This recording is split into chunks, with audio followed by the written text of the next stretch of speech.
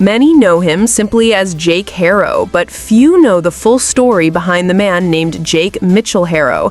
Today, we bring you verified insights that the headlines haven't fully explored, details about his family, his children, and the events surrounding the Emmanuel Haro case. Before we dive in, we want to hear from you. Where are you watching from? Drop your location in the comments and join the discussion. Your support helped us reach 2,000 subscribers, and together we're pushing to 3,000 and beyond. From his mother, Mary Bauschhausen, to the 3 children in his life, Carolina, Emmanuel, and a 2-year-old removed from his home during investigations, every piece of verified information helps investigators piece together the household dynamics and patterns that led to these investigations. We'll take you step by step from Jake's early life and family background to court proceedings, counseling programs, verified eyewitness accounts, and the household environment. Stay with us until the end because every detail matters, and the full story is more complex than the headlines suggest. Jake Mitchell Haro grew up in a family that, on the surface, seemed ordinary but had moments of tension and concern. His mother, Mary Bauschhausen, was a constant presence in the household, though her personal history remains private. Relatives describe the family environment as challenging at times, reflecting patterns that investigators often see in complex domestic situations. By his mid-20s, Jake had become a father. From his first relationship with Vanessa Avina, he had Carolina. Later, with his current wife, Rebecca Haro, he had Emmanuel and another child who was removed from the home during investigations. In total, Jake Haro has at least 3 confirmed children. Neighbors describe the household as busy, with children often present, and a mix of family members. Some accounts indicate that at certain times, multiple children were living in the home simultaneously, including some from extended family arrangements. These observations helped investigators understand household dynamics and potential stress factors. At 25 years old, Jake's life began attracting attention from authorities due to prior legal incidents involving his infant daughter, Carolina. This period is crucial to understanding how early interventions, supervision, and counseling were implemented, or where gaps may have existed. In our investigation, we reviewed verified records and reports about Jake's employment. Some reports suggest he may have worked at Blue Triton Brands, a water bottling company near his residence, although this has not been independently confirmed by the employer. Employment history provides insight into his daily routines and responsibilities. After prior legal incidents involving child welfare, Jake was required to attend a court-mandated child welfare counseling program. In these programs, counselors evaluated him and reported him as low risk. This term means that, based on available information, he was considered unlikely to reoffend. However, low-risk ratings are not guarantees and are only one part of a broader evaluation of household safety.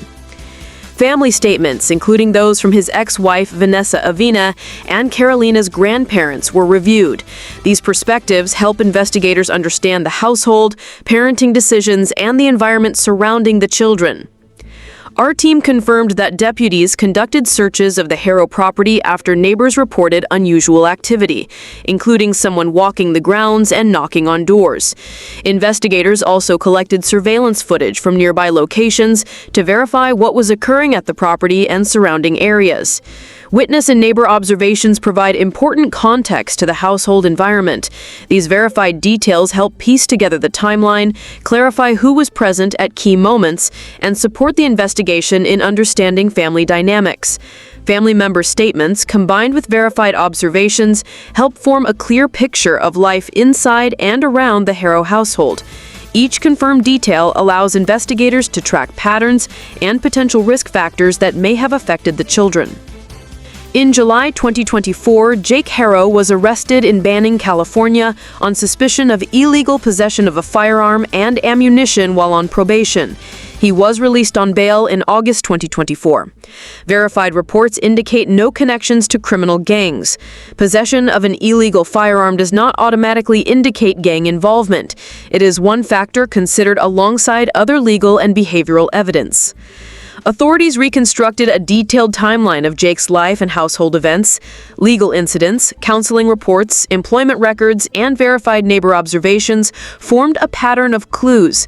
Investigators ask, were interventions effective? Could warning signs have been addressed sooner?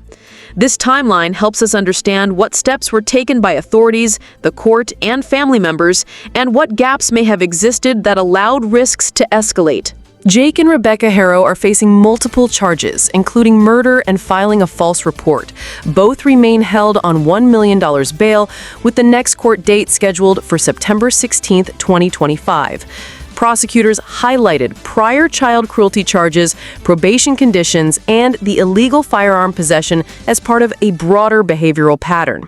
Investigators continue to evaluate how past legal interventions intersected with family and household dynamics. Family statements remain a key element. At this stage, investigators rely on verified evidence to assess household safety, child welfare, and the events leading up to the court proceedings. The case of Jake Haro and the tragic events surrounding Emmanuel Haro has drawn attention from major media outlets across the country.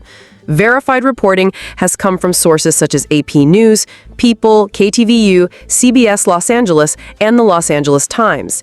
These outlets have carefully documented court appearances, family statements, and the verified investigative process, providing the public with accurate, fact-checked information. Our team reviewed these reports in detail, cross-referencing court documents, law enforcement statements, and neighbor observations. Reporters focused on official filings and verified statements rather than rumors or social media speculation, ensuring accuracy and reliability.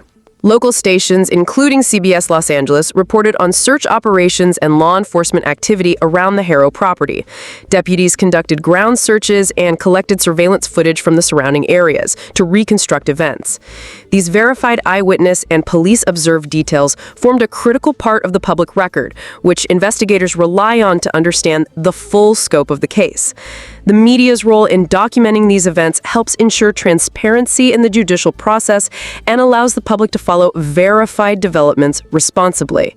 As we gather information and bring it to you, we emphasize that we only include verified facts, eyewitness observations, and official records in our reporting. Every detail is cross-checked to provide clarity and context for this complex case.